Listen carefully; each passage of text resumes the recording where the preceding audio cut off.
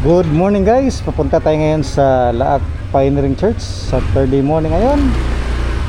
At tingnan nyo naman ang araw, tirik na tirik. Susunduin muna natin si Lexter.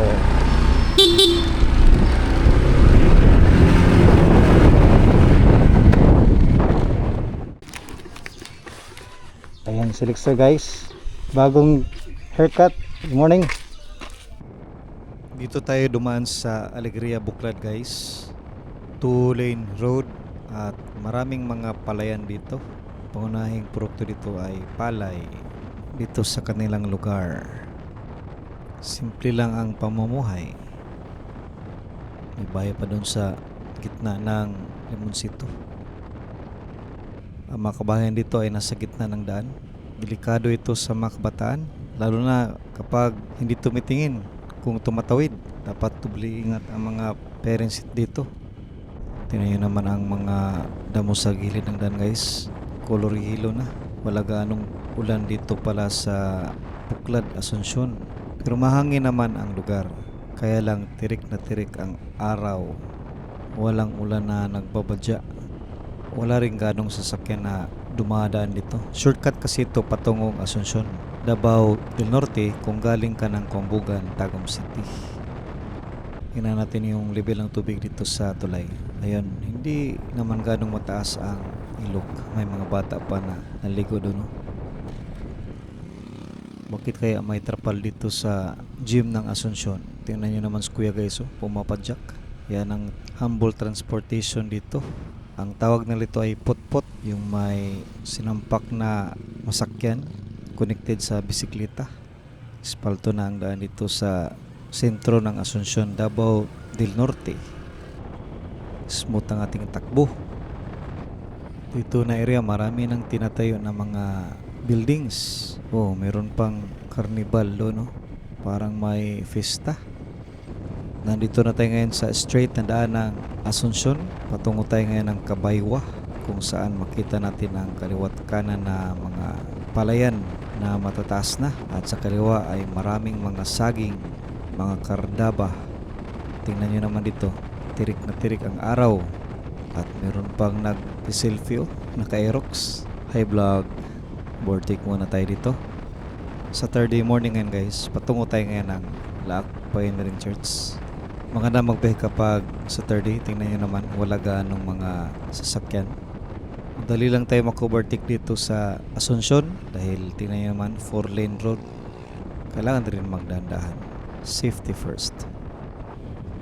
Overtake muna tayo dito sa may wingban. Ang laki ng wingban. Wala ganong katao-tao guys.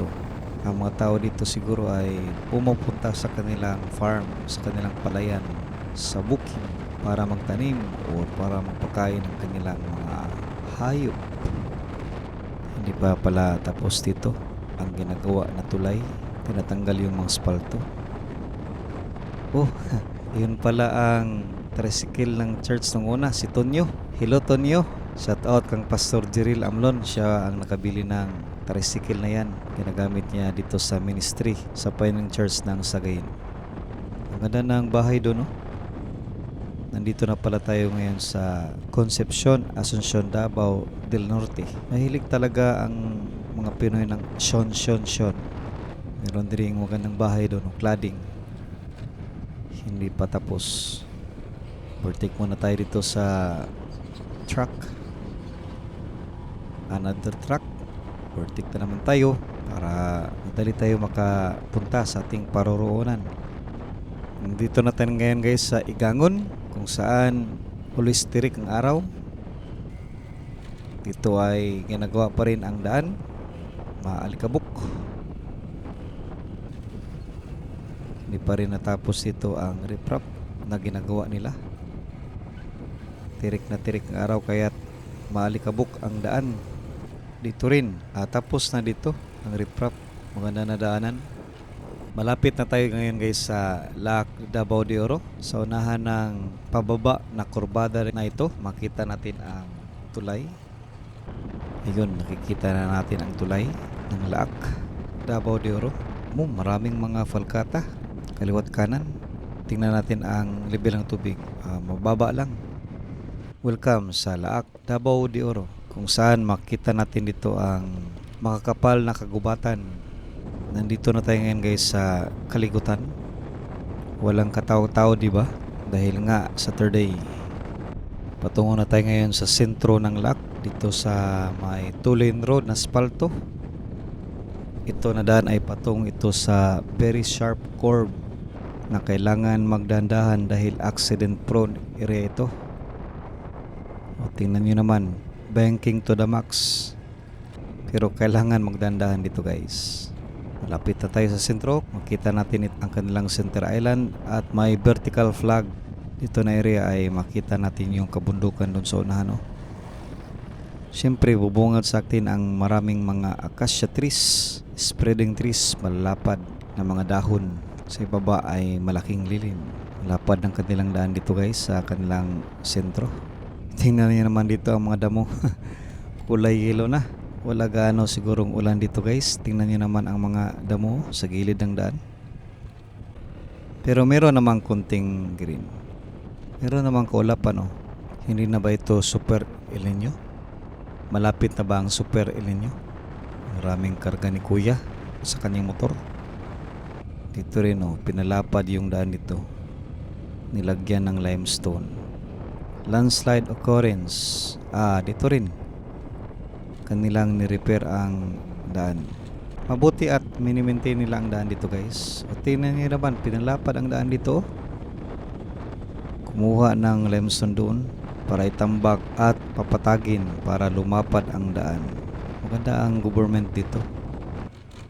Dito rin sa may landslide area. Kailan kaya ito nila tatrabahuin? Matagal na ito dito. 3 years na siguro. Ang tubig hindi naman mataas ang level. Makaraos ang motor natin doon sa ilog patungong Kituba. Nandito na tayo sa Milali guys. Sa left side tayo patungong Dato Ampunan. Marami ng mga kabayan dito sa Milali. Ano kaya yung 3-story building? Yan ang pinakamataas na building dito sa Milali. Dito rin maganda at pinatag na nila ang landslide na daan dito. Maganda dahil mini-maintain nila. Maraming mga palkata. Hindi ito naubusan ng palkata dito sa gitna ng daan patungong Dato Ampunan. Ito ang tulay patungong Kituba. Ayan guys, malapit na tayo sa supermarket na Tijuan dito sa Mayman Sanitas. Thank you Lord for the safety travel.